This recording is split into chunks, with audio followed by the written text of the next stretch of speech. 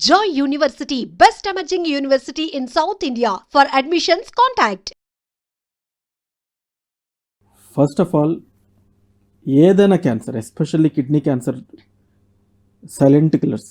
Okay, initial స్టేజెస్లో stage 1 కానీ stage 2లో కానీ ఏ మాత్రం సిమ్టమ్స్ ఉండవు. ఏ మాత్రం సిమ్టమ్ లోపల ఒక కణితి ఉంది కిడ్నీలో అని చెప్పి ఎలా తెలుస్తుంది? Right. Unless until it grows in size. Okay. So అందుకని పీరియాడిక్ హెల్త్ చెకప్స్ అంటారు. అప్పుడప్పుడు హెల్త్ చెకప్, ఏదో గ్యాస్ట్రిక్ ప్రాబ్లం ఉందనో లేకపోతే ఇక్కడెక్కడో నొప్పి ఉందనో హెల్త్ చెకప్స్కి వెళ్తారు. అప్పుడు కిడ్నీ క్యాన్సర్ బయటపడుతుంది. Okay, right. So periodic health checkups కానీ ఏమైనా ప్రాబ్లం వచ్చినప్పుడు త్వరగా వెళ్ళి స్కాన్స్ చేసుకోవడం కానీ ఇలా చేసుకున్న వాళ్ళలో త్వరగా బయటపడుతుంది.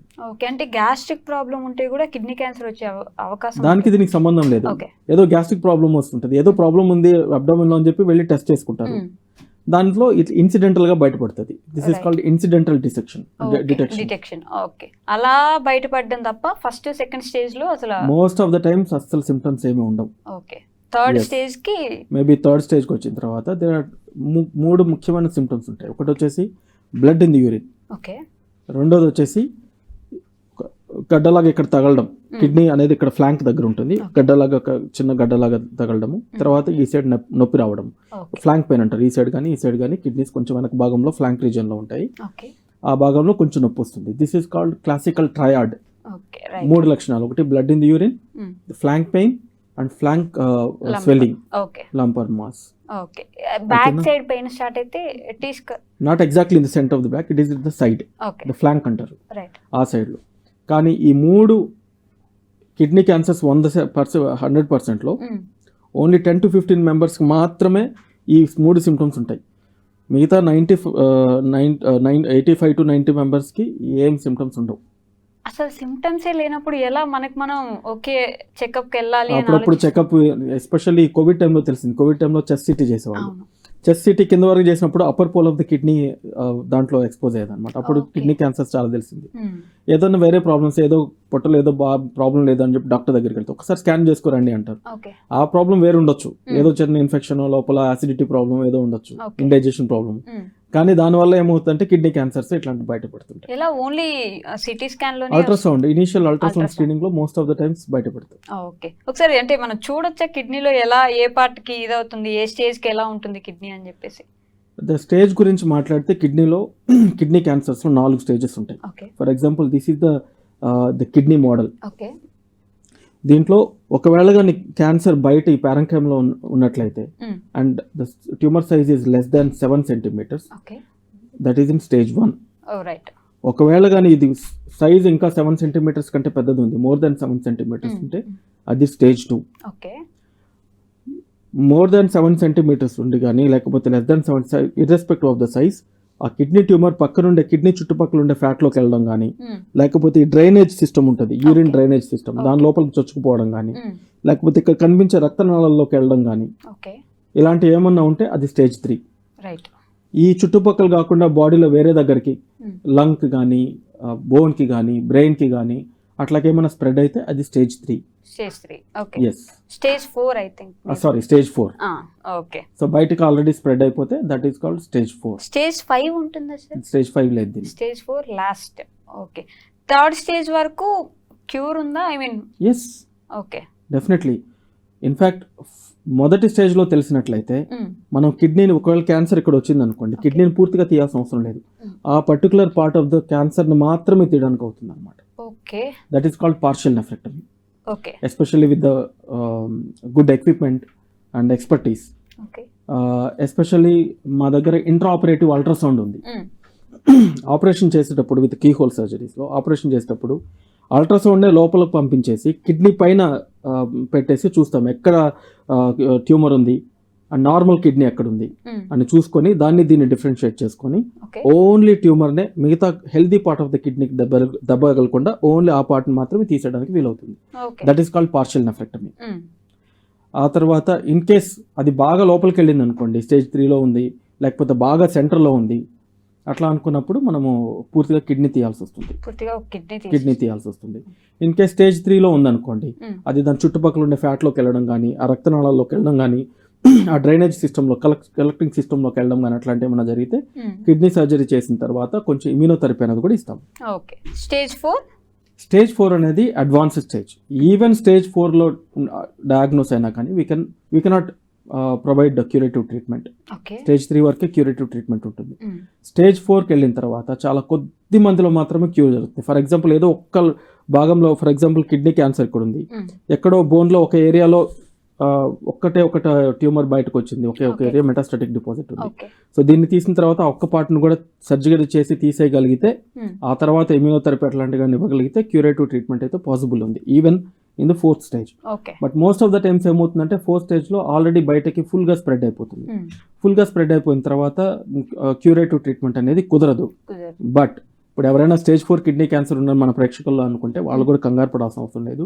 ద రీసెంట్ డ్రగ్స్ అనేవి అందుబాటులోకి వచ్చాయి, especially targeted therapy and immunotherapy combination.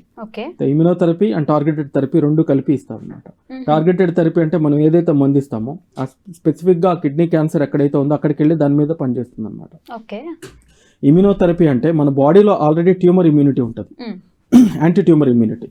మనకి క్యాన్సర్కి స్పెసిఫిక్గా మన బాడీలో ఒక పోలీస్ మెన్ ఉంటారు ఆల్రెడీ. కాకపోతే అక్కడ క్యాన్సర్ ఉంది అని చెప్పి పోలీస్ మెన్కి తెలియదు.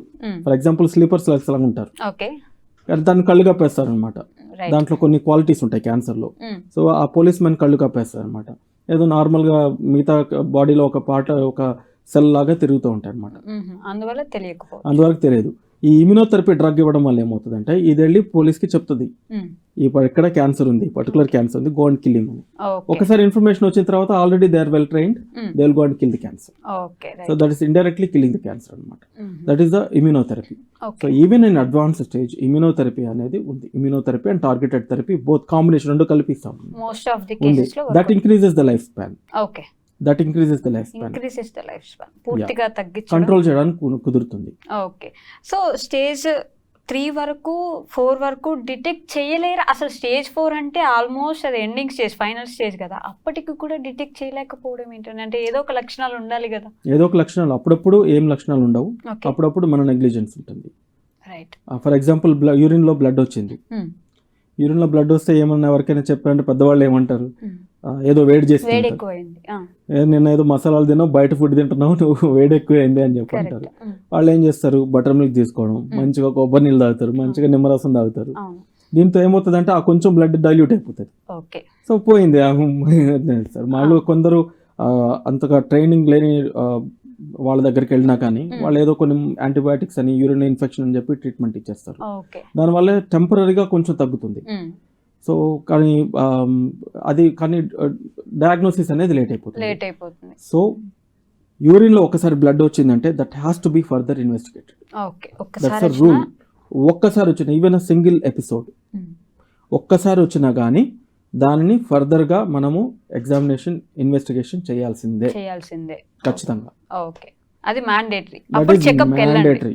That is mandatory. Okay. So ఇప్పుడు కిడ్నీ క్యాన్సర్ అనగానే ఫస్ట్ థింగ్ ఈ స్టేజ్ 3, స్టేజ్ 4 వరకు మనం ఎలాగో కనిపెట్టలేమన్నారు. ఇప్పుడు క్యాన్సర్ అనగానే ఫీవర్ వస్తుంది, లేకపోతే ఒంటి మీద మోల్స్ లాగా అదే పులిపిర్లు వస్తాయి. ఇవి వస్తే ఖచ్చితంగా వీటిని లక్షణాలు అనుకోవచ్చు క్యాన్సర్కి అంటుంటారు. Is it true? మామూలుగా లేట్ స్టేజెస్లో ఏమవుతుందంటే కొంచెం వాళ్ళకి cancer takes the upper hand basically late స్టేజెస్లో. అప్పుడు ఆకలి మందగించడము, తర్వాత ఒకవేళ కానీ బోన్కి ఏమైనా స్ప్రెడ్ అయితే ఆ ఏరియాలో సివియర్ పెయిన్ రావడము, ఇట్లాంటివన్నీ జరుగుతాయి. ఈ బయట ఇవన్నీ అనేది డిఫరెంట్ క్యాన్సర్స్లో ఒక్కొక్క విధంగా ఉంటుంది. ఈవెన్ కిడ్నీ క్యాన్సర్లో కూడా స్కిన్ డిపాజిట్స్ అనేది రావచ్చు రేర్గా. కాకపోతే ఈ మధ్య కాలంలో మరీ అంత లేట్ కావట్లేదు, కొంచెం ముందరే వస్తున్నారు most of the times. But it is possible. Fever regular గా వస్తుంటే కూడా దర్ ఈస్ సంథింగ్ కాల్డ్, మీరు చాలా మంచి ప్రశ్న అడిగారు. ఫీవర్ రెగ్యులర్ గా వస్తుంది అంటే most of the times fever అనేది ఏదో యూరిన్ ఇన్ఫెక్షన్, అప్పర్ ట్రాక్ట్, కానీ ఇవి ఏమి లేకుండా జస్ట్ ఫీవర్ మాత్రమే వస్తుంది. ఏం టెస్టులు చేసినా కానీ ఏం కనపడట్లేదు. మలేరియా టెస్ట్ చేస్తారు, టైఫాయిడ్ టెస్ట్ చేస్తారు, ఏం యూరిన్ టెస్ట్ చేస్తారు, ఎక్స్రే తీసుకుంటారు, ఏం కనపడట్లేదు, ఏ ప్రాబ్లం, కానీ ఫీవర్ ఉంది. That is called pyrexia of unknown origin. Pyrexia అంటే ఫీవర్ ఆఫ్ అన్నోన్ ఆరిజిన్. ఏదో ఎగ్జాక్ట్లీ తెలియదు. అలాంటి పరిస్థితులు ఏం చేస్తారంటే కొన్ని స్కాన్స్ చేస్తారు, ఓకే అల్ట్రాసౌండ్ కానీ కొన్ని blood test, specific blood test for pyrexia of unknown origin. Okay లేదు అంటే అప్పుడు కూడా దొరకకపోతే మొత్తం బాడీ అంతా పెట్ స్కాన్ చేస్తారు.